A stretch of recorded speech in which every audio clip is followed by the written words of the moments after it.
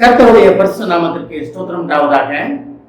இந்த ஜீவ வார்த்தை நிகழ்ச்சியை கேட்டுக்கொண்டிருக்கும் அனைவரையும் கர்த்தருடைய பரிசு நாமத்தினால் வாழ்த்துகிறேன், ஆசீர்வதிக்கிறேன். இன்றைய தின தியானத்திற்கு தேவன் கொடுத்த வேத பகுதி அது தானியேலின் புஸ்தகம், அதில் 6ஆம் அதிகாரம், அதில் 16ஆம் வசனம். தானியேல் 6:16 அதில் பின்பகுதி. நீ இடைவிடாமல் ஆராதிக்கிற உன் தேவன் உன்னை தப்புவிப்பார் என்றான். அப்ப நம்ம இடைவிடாமல் ஆராதிக்கிற, நீங்கள் இடைவிடாமல் ஆராதிக்கிற தேவன் உங்களை தப்புவிக்க வல்லவர். அவர் தப்புவிப்பார். எந்த சோப்பேன் தப்புவிப்பேன்னா அது நடந்து கொண்டிருக்கிறது நம்ம வாழ்க்கையில. அது நமக்கு எல்லாமே தெரியும், அதை யாரும் மறுக்க முடியாது. தேவன் நம்மளுடன் வந்து நம்மளை பாதுகாத்து, நம்மளை அரவணைத்து, நம்மளை தூக்கி சுமந்து கொண்டிருக்கிற தேவன் நமக்கு. இந்த ஸ்டேட்மெண்ட் வந்து எங்கேருந்து யார் மூலமாக வந்தது என்பது எல்லாருக்குமே தெரியும்.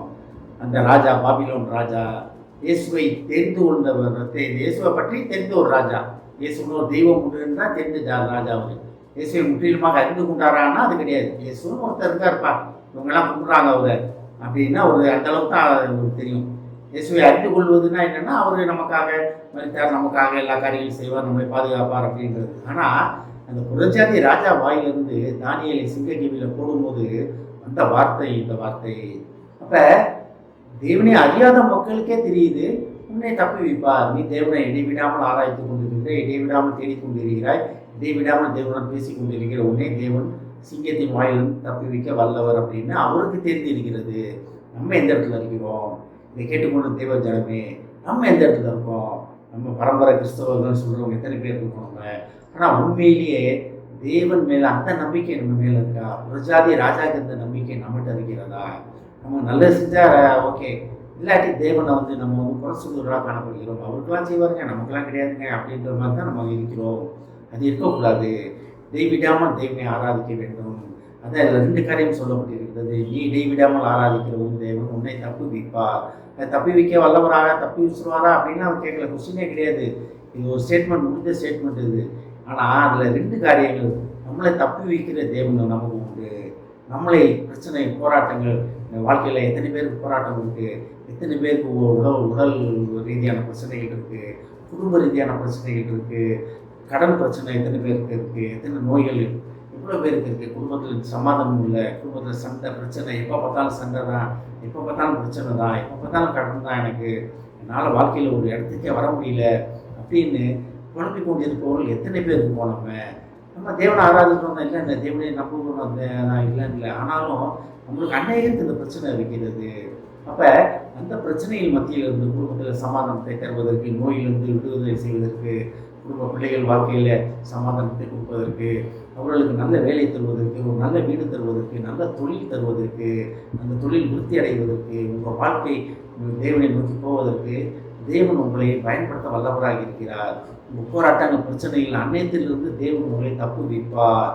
ஆனால் அதுக்கு முன்னால் ஒரே ஒரு காரியம் நம்ம செய்ய வேண்டும். இடைவிடாமல் தேவனை ஆராதிக்கின்றோமா? இடைவிடாமல் நம்ம தேவனை ஆராதிக்கின்றோமா?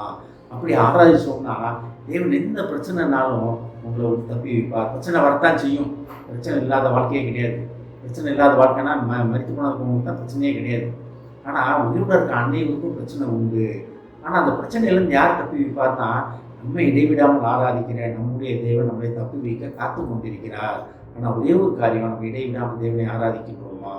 இடைவிடாமல் தேவனை ஆராதிக்கிறதுனா வேலை பார்த்துக்கிட்டு இருக்கீங்க, நான் எப்படிங்க பாட்டு பாட முடியும், எப்படிங்க தேவனை ஆராதிக்க முடியும் அப்படின்னு நினைக்கிறீங்களா? ஒன்றும் இல்லை. நீங்கள் வேலை பார்த்து கொண்டு இருக்கிற இடத்துல, இன்றைக்கி இருக்கிற இடத்துல ஸ்தோத்திரம் மனசுக்குள்ளே சொல்லிட்டே இருங்க.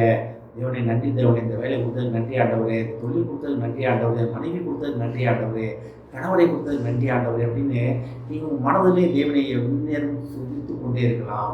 அதுக்கு யார் இடத்துல பண்ண முடியாது. அப்போ இந்த வசனம் அழகாக சொல்லியிருப்பாங்க, நீ இடைவிடாமல் ஆராதிக்கிற உன் தேவன் உன்னை தப்புவிப்பார்.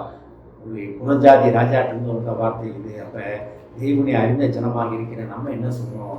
நான் இடைவிடாமல் ஆராதிக்கிறேன் என் தேவன் என்னை என் போராட்டங்களிலிருந்து, பிரச்சனையிலிருந்து தப்பி வைப்பார் அப்படின்னு நம்ம சாட்சியாக சொல்ல வேண்டும். அதை கேட்பதற்கு தேவன் ஆயத்தமாக இருக்கிறார். ஆமென். ஜெபிப்போம். எங்களை அதிகமாக நேசிக்கும் அன்பின் பரலோகபிதாவே, நாங்கள் இடைவிடாமல் ஆராதிக்கிற நீர் எங்களை தப்பிவிக்க வல்லவர், தப்பிவித்து கொண்டிருக்கிறேன், தப்பிவித்து விட்டீர் என்று உமக்கு நன்றி சொல்லி வர மாட்டவரே. ஏஸ்தவரே, நாங்கள் உண்மை துதிக்கும் துதி எப்பொழுதும் எங்கள் நாவிலிருந்து விலகாதபடி எங்களை பாதுகாத்துக் கொள்ளுமாப்பா. எப்பொழுதும் ஒவ்வொரு சமூகத்தை தேட எங்களை தயார்படுத்துமாப்பா. அதிலே நிலைத்து நிற்க உதேசம் ஆண்டவரே. இதை கேட்டுக்கொண்டு ஒவ்வொருவரையும் பார்த்து ஆசீர்வதிக்கிறோமப்பா. ஒவ்வொரு குடும்பத்தையும் ஆசீர்வதிக்கிறோம் ஆண்டவரே. குடும்பத்தில் உள்ள ஒவ்வொருவரும் தப்பனை இடைவிடாமல் உண்மை ஆராதித்து அவர் போராட்டங்கள், பிரச்சனைகள், கடன் பிரச்சனைகள் அன்னையத்திலிருந்து தப்புவிக்க நீர் அவர்களை அழைப்பதற்காக நன்றி ஆண்டவரே. உங்கள் அழைப்பின் சத்தத்தை, அழைப்பின் நோக்கத்தை புரிந்து கொண்டு அதிலே நிலைத்து நிற்க அவர்களை தயார்படுத்தணும்ப்பா. ஏசுதாவனே, நீர் அழைத்தவர் ஆண்டவர், அழைத்தவர் உண்மை உள்ளவர் ஆண்டவரே. குடும்பத்தில் உள்ள ஒவ்வொருவரையும் உமது கத்தை தருகிறோமப்பா.